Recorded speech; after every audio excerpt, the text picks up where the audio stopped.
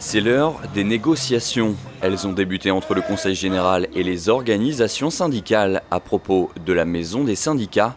Une rencontre a eu lieu le 5 janvier dernier entre les deux acteurs, avec également l'agglomération de Cergy-Pontoise, la ville de Cergy et l'État.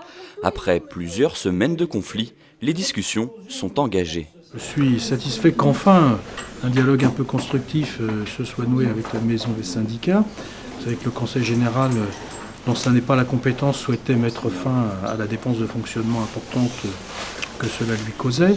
Nous sommes aujourd'hui en discussion avec les représentants des organisations syndicales pour trouver une solution qui leur permette de continuer à mener leurs actions à partir de la Maison des syndicats sans que le budget du département soit outre mesure sollicité. Plusieurs pistes ont été évoquées pour le financement des syndicats, comme la participation des intercommunalités du Val d'Oise. Les syndicats ne comptent pas relâcher la pression après leur coup de force en décembre dernier, où ils avaient bloqué l'accès au Conseil général. Ils comptent bien garder leur maison. On ne veut pas relâcher la pression, d'abord parce que c'est pas à nous de trouver le financement. Nous, on doit être dans cette maison et le financement doit être assuré. Après, le Conseil général doit aller chercher les financements là où il veut. C'est pas à nous de le faire. Au 16 février, normalement, on est quand même sans droit ni titre.